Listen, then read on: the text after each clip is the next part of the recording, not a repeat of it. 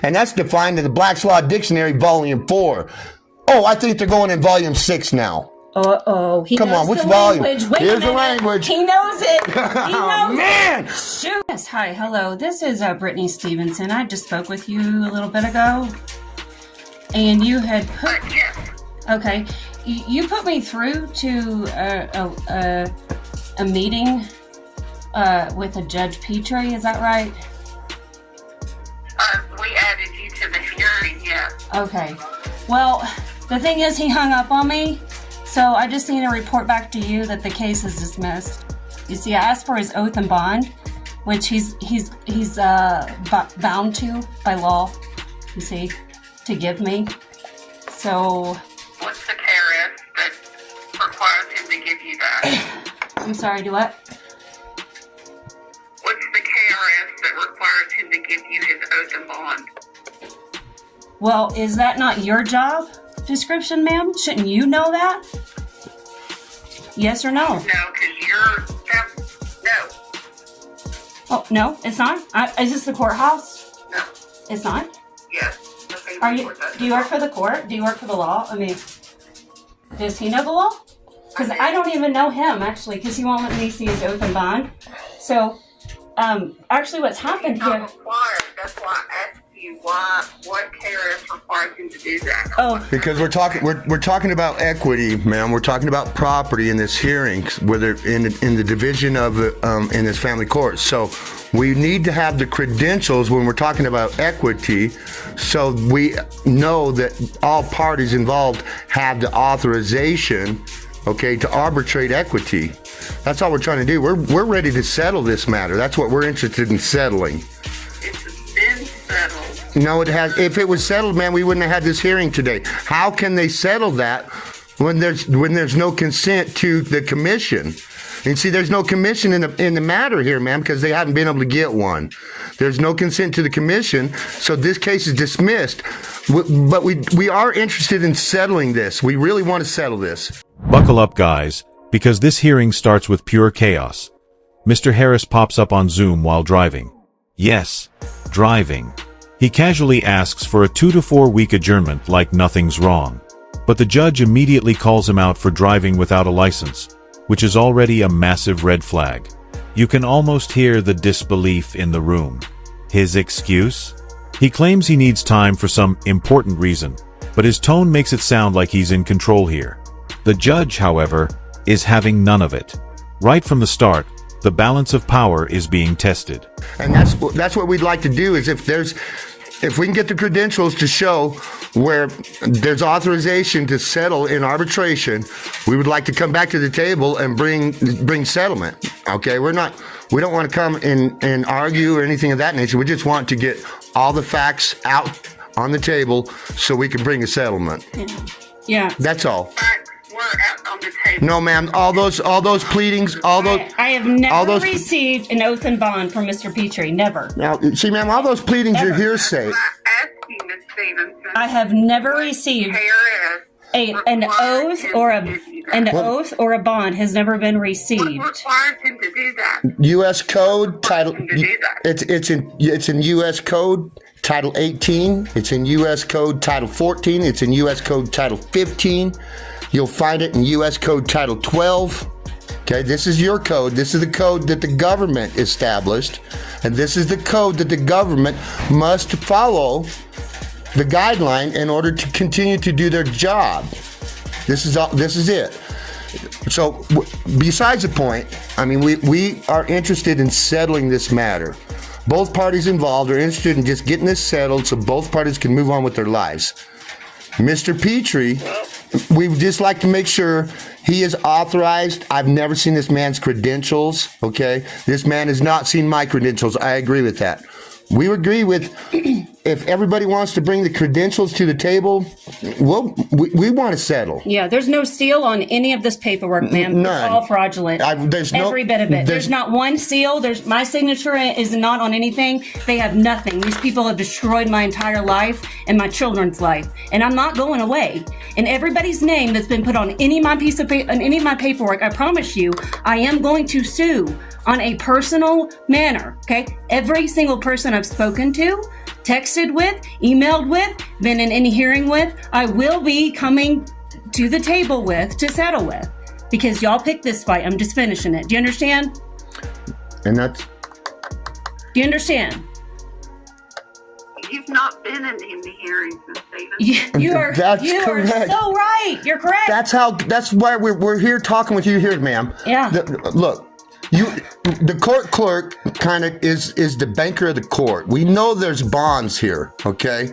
We're here to settle this tax issue, okay? That's what we're here to offer here today. We don't even know the amount of the debt. We don't even got any fact of any detriment that's brought any consideration. All in the court file. That is all hearsay, man. We don't have any evidence of that. It is filed with no seals, ma'am. No Which means seals, it's no fraudulent. signature. There's no signature, no You don't seals. have to have a seal. Oh, yes, ma'am, you do. You do. I tell you what. Every banking institution has to have a seal in order to have proper bonds. The circuit court clerk is not a banking institution. Yes, it is. You have a DUNS number and you have an EIN. You are a banking institution and you do file 1099As, ma'am. I know this for a fact. I am a banking examiner. Mr. Harris tries to steer the conversation back to his own narrative, throwing in vague references to constitutional rights. This is classic deflection, giving half answers to dodge accountability. The judge is patient at first, but makes it clear that his legal troubles aren't going to vanish just because he demands it. You can sense Harris testing how far he can push before hitting a wall. His confidence feels more like overconfidence, and the court is not buying it. Each sentence is another shovel of dirt in the hole he's digging. I am a banking examiner, ma'am. If I want, I will force you to bring those 1044s to ensure the tax is made on those bonds, because I guarantee you're not paying the tax on them. Ma'am, this is a huge crime. Ma'am, we're here to settle, okay? We could do it the easy way or the hard way. If you want the IRS and the Treasury involved in your breach of trust, we can bring it. Or we can do this the easy way, and you can settle everything out of that payment bond and the performance bond. We can file the paperwork. We can send you them paperwork so it's legit. And we're going to ask you to settle this out of those accounts, because you have 3 accounts there I see so far. And I'm pretty sure I can dig up 3 or 4 more. These accounts are going to be handed over to the SEC, the IRS, the Treasury, and the Postmaster Inspector General. If we don't get something straight here, that man cannot sign off on paperwork without consent. That is theft. We are talking about equity here, ma'am. And no courthouse has ever produced any evidence that they have the authority. If that man moved forward, he left the bench. I'm asking you if you're ready to settle this matter. Because we are. And we're wanting you to settle them out of that payment and performance bond, and I will give you the assignment of how to do it. You already know how, but we're going to direct you where. I don't know how. The hell you don't, ma'am. That court clerk knows how to make those bonds. We know where they go, ma'am. Now Harris leans hard into the misunderstood victim angle. He insists the system is out to get him, painting himself as some sort of freedom fighter. But the problem is, his history of defiance is impossible to ignore. The judge, still calm, starts to piece together the real pattern here: repeated disregard for legal orders. The tension is building like a slow burn thriller. You can feel the moment coming where the judge's patience is going to snap, and Harris doesn't even see it. You make a performance bond, an appearance bond, and a payment bond on every case, on every account, ma'am. It's a 9-digit number. It's got a QSIP number, right along with your DUNS number, right along with your EIN number. Ma'am, we're not here to argue. We're here to stand in common. We just want to settle this matter because all parties involved. I'm not saying anything. You're the one arguing. I'm not arguing, ma'am. I'm telling you exactly how the courts work. They are banking institutions, and only ma'am. because you told us that you did not know the law yourself, even though you represent it. And I'm here to stand the law, ma'am. So I I'm just am. trying to help you. I am the banking examiner. That's all. I will tell you this right now. All the language. About performance bond. There is okay. With every court docket, there is an appearance bond. Okay, so they get that bond as soon as they appear to court. Then there's a performance and a payment bond. Okay, I'll guarantee you they're there because the government provides the forms for us to use to liquidate them.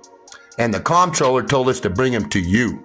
That's the comptroller, the IRS, and the Treasury, ma'am. We just want to settle this matter. And the bench isn't interested in settling. This case is dismissed. This case has been adjudicated. That case, I don't give a shit what's on that paper, ma'am. You're going to have to take that up with the IRS and the Treasury. They don't care about your language. They don't care. They want to know if you got a fraudulent security or not. And ma'am, right now, I think I have full evidence that you do. Ma'am, can you describe what you just said? What you said, adjudicated? I'm sorry. Can you back up? I need you to describe what you said. No. Adjudicated? Adjudicated. What's that? What does that mean? He has no dog in this fight. Who? Well, he does because I say so. That's why. And because I'm the one in charge here. Do you understand? Here's where the cracks in his confidence show. Harris stumbles when pressed for clear answers. He jumps topics, avoids direct questions, and tries to control the pace. It's the courtroom equivalent of a boxer running around the ring. The judge starts cutting off the rambling with sharp interruptions. You can practically see Harris getting cornered. This is no longer a polite exchange. The judge is asserting dominance, and Harris's options are evaporating fast. We all... Oh, sweetheart, listen to me very carefully. I had to flee the state because these people tried to kill me. You have no idea. You are in up to your neck in shit that you don't even recognize. They stole my kids, my house, my farm. I'm in over 6 counties. You think you're the only county I'm going to bat with here? And you think this is the only individual that's going to bring this matter to the state of Kentucky? Ma'am, there's a powder keg sitting in this country right now. The people have full knowledge of how they've been getting screwed around by the judicial and the courts. And we're done with it. We just want to settle these matters so we can liquidate these bonds so we can move on with our life. Okay? These poor offspring in the matter here are at risk. These poor offspring do not deserve this type of lifestyle, this type of experience in life from the judicial and these family courts. They have no authority to do this, ma'am. They don't have the authority, ma'am. I don't know who you are. I know, and I don't know you. I don't know who you are, ma'am, either. But we are among the same people. Don't we sojourn upon the same land, you and I? Are we not of the same people? And that we actually, I come into agreements with what you just said. I don't know you either. And I don't know this judge. And that's why I'm calling you to inform you that this man that you sent me to, that I'm just informing you that the man that you sent me to hung up on me because I asked for his oath and bond. That is on the record what happened. If you don't, then you need to go back to the law books that y'all made, okay, and read them. Hey, look, but that's the truth. We either get the man's credentials or we settle, or the IRS and the Treasury come and get those credentials and they settle in their matter.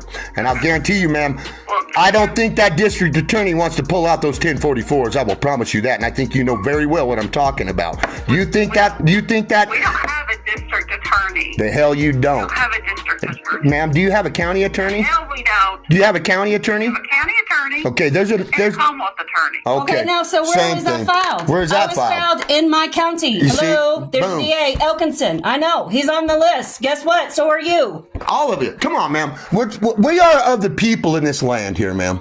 Okay? We're done. I am of the people. Yes, we are together in this. We stand in common, ma'am. We do. We stand in common. No. You don't find it you don't find it to be in common. So you're saying that any individual that puts some letters behind their name can sign off and steal property without consent, including children. That's against the law, ma'am, and you're going to find that out when it comes to trust law and commerce law. We are dealing with nothing more than a commercial tax issue here, ma'am, and we're here to settle, and the bench refused to settle. Ms. Stevenson? Yes, that would be me. Ms. Stevenson? Hello? Do you hear me? Yes, I hear you. Hello? Yep, I hear you. Do you hear me? I hear you. I hear you. I'm going to tell you, there's nothing more that I can do for you. If you still think you have been done wrong or that this is not correct, then my suggestion... It's not a feeling. I'm just letting you know what happened. I'm letting you know what happened, ma'am. I don't have a feeling, okay? I have the facts and the receipts on all of it. So you need to understand. I have the back side and the front side, all of it. You're not listening here, okay? I'm telling you. Do you hear the words that are coming out of my mouth? This one. If you feel that this is incorrect. Ma'am, do you have an oath? I do. I feel this is incorrect. Ma'am, I do. do you have an oath? Ma'am, did you take an oath? Are you elected?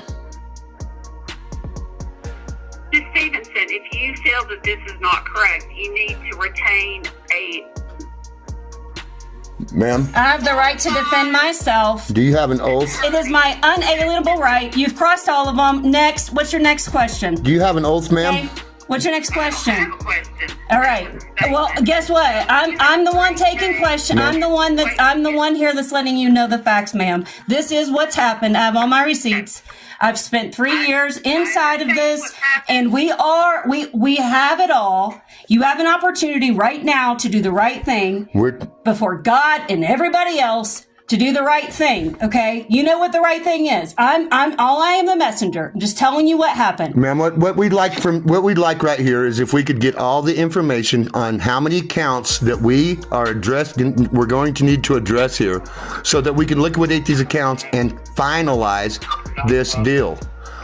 We need to settle this matter because it's getting out of hand. It's getting... Everything... No, ma'am. We're here to settle. If the bench does not want to settle, this case is dismissed, and we're going to hand you over to the IRS, the Treasury. I'm not threatening you, ma'am. I'm telling you where you're going. You're informed. You're notified. Informed right here. They're all right here. notified. They're all notified. The judge left the bench. That's going to be right to the Kentucky bar. It says right there, if that judge leaves the bench, and that's in Kentucky rule.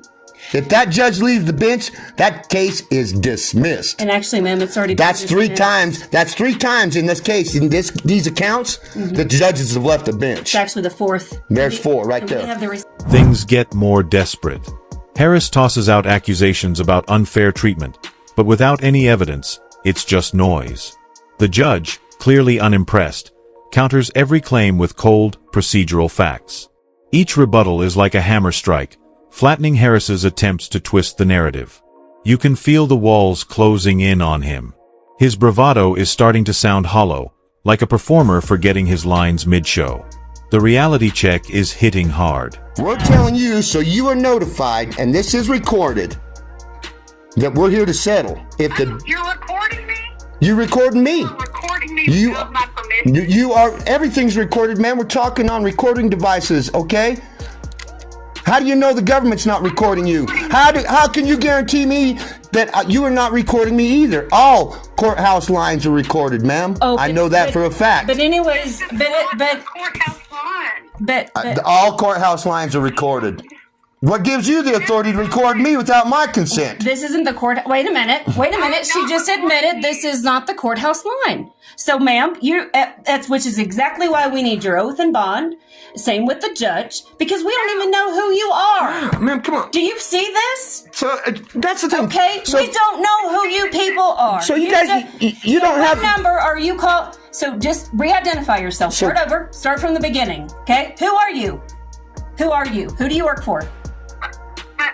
And what is your W-9? I'd like to have your employee identification number right now. Yeah, we're gonna need a copy of that. That's what I need right now. Your W-9. We're gonna need your basically your 10. I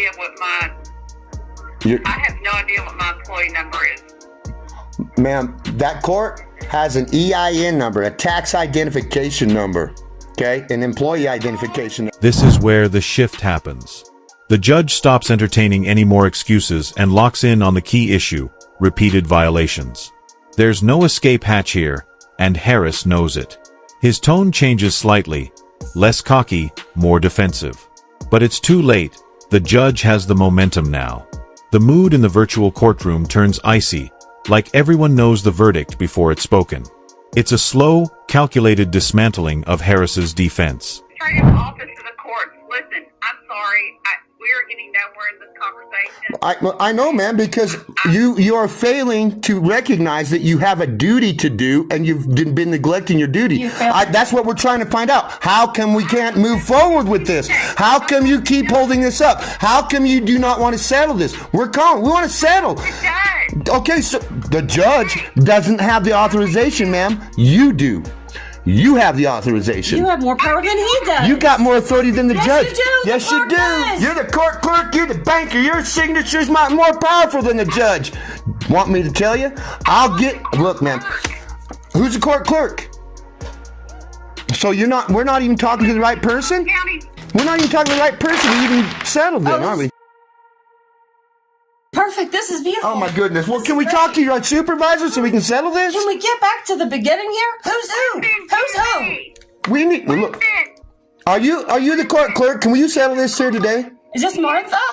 Is this You have called the family court office. If you want the circuit court clerk, you need to Google it and call the Clark County. No, ma'am. You are the trusted trustee, and if I ask you for that number and you don't give it to me, you are in breach of trust. You have a fiduciary duty. I'm not the circuit clerk. Okay, so why are you calling me from this line trying to identify yourself? Can we talk as to the court working clerk? for Boyle County, and then you put me into a conference call with this man named Judge Petrie, whoever that guy is. Who's that guy? I don't know who this man is, but obviously he has confusion because he has no seal, no oath, no bond, nor does he even know the language of English. Can he sit in a conversation to speak to the victims that he's destroyed? Harris makes one last push, trying to regain control with fast talking and legal buzzwords. But the judge slices right through, refusing to be distracted. This is a textbook example of how empty rhetoric collapses under factual scrutiny. Harris's voice might still be loud, but the authority in the room has shifted completely to the bench. You can see the end game forming. There's no path left except compliance, and he hates it. This is a crime, ma'am. Do you understand what you're a part of? Yes or no? Do you understand? No. There are 6 children here that have been kidnapped. There's a lot of claims as who people are. He says he's a judge. There's no evidence of that. He says he's a magistrate. There's no evidence of that. That's all we're asking for. Hey, if you claim this is who you are, let's see your credentials. Let's see where you get your authorization. That's all we're asking. Where do you get your authorization to claim these things? Where does anybody in that courthouse get their authorization to make any claims? Once we get that, then we will establish what jurisdiction means. Because I can guarantee you, you're not in mine. None. You're subject to our jurisdiction, ma'am. You work for us. We want to settle this matter. Can we get somebody on the phone that can settle this? Can we talk to the court clerk? Who's your supervisor? No, the judge is my boss. I don't care about the judge. He's irrelevant here. The court clerk makes a decision. Yeah, he's pipsqueaked us. That guy ain't nothing but a referee. He didn't like the bench. I'm done with him. That's just some guy that went to Amazon, bought a costume, and threw it on his shoulder and said, "I'm the judge." There's no honor. There's no honor in that. There's no credentials. He is the mockery of the court. Just because you put a black robe on and sit up on a freaking chair up on an elevated bench doesn't mean you're the judge. At this point, Harris's arguments are on life support. Every sentence is either a rehash of something already disproven or a brand new tangent to avoid the point. The judge keeps him locked in the spotlight, forcing direct answers. The awkward pauses between Harris's words say more than the words themselves. This is the sound of someone running out of moves. And the court is more than ready to make the final call. You gotta have 5 oaths, ma'am. 5 oaths. You've gotta be bonded, man, through an insurance company, ma'am. Where are those credentials? Without those credentials, this is null and void. That man left the bench. It's looking bad. It's looking bad for the guy. You tell me, ma'am. We just want to settle this. Can you get somebody on the phone that can settle this matter here today? Or do we got to get the IRS to do it? I don't care. We want to settle today. Is that possible? You were on the hearing. You were talking to well, that's the point. That's the point. That's why I'm calling you, because I'm informing you of what happened. You weren't there. He left the hearing. But I'm informing you, okay? Because you're the one that put me in contact with him because you represent Boyle County, which is what you told me. That's the truth, right? And so I'm coming back to you just to inform you. This is what happened. When I asked the man for his oath and bond, he got nervous and he hung up on me. Now, is he capable, okay? Is he competent enough to be in a conversation with me? Yes or no? I need to know that. And the only way I can know that is if he shows me. Okay? Show me the papers. You see, you people are the one that asked us to this meeting, okay? We complied to your meeting, okay? All we ask is you comply. Hearing, it wasn't a meeting. Well, You can call it what you want, ma'am. You can call it whatever you want, but there's no evidence of that. you can label. You can obviously y'all can write whatever story you want to. I mean, because it's all a bunch of hearsay. all of it, all those pleadings are hearsay, and that's been put on the record. Okay, hearsay from an incompetent individual that bench deemed incompetent due to the fact that he hired an attorney, and that's defined in the Black's Law Dictionary, Volume 4. Oh, I think they're going in Volume 6 now. Uh-oh. Come on, which volume? Here's the language. He knows it. He knows Oh, man! The frustration boils over. Harris's tone sharpens, almost confrontational, as if raising his voice will tilt the scales in his favor. But it only digs the hole deeper. The judge isn't rattled. If anything, the calm responses make Harris's outbursts look even more childish. This is the breaking point. From here on, it's not about debate. It's about the consequences finally catching up. So how come we're admitting all these incompetent pleadings through a brain jackass called an attorney with no fact? There's no fact on this. There's no fact in dispute. There's no fact on the record. Nothing. None. Y'all are in. And you guys are you're sitting here and you're going to arbitrate equity in admiralty? Come on, ma'am. You got to be smarter than that. You got a fraudulent security. And here's the thing, we have it all. Let's just get somebody on the phone right now that we can give the information to so we can get this settled today. We need those bonds liquidated because these offspring are hurting.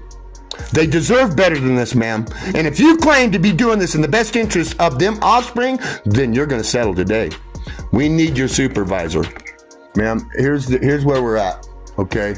The judge left the bench. I'm not responsible. No, yes you are. Yes you are. Who's your boss? Here's your boss. Look, that judge, we have a certified mail, okay, with an unrebutted affidavit on that judge, okay? I don't care.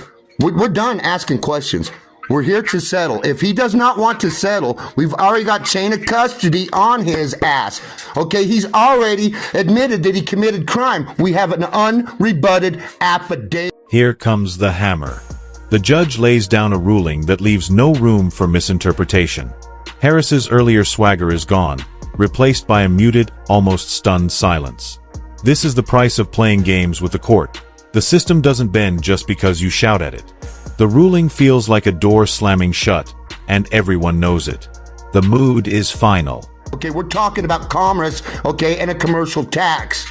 That judge knows the 4 judicial canons that govern that bench.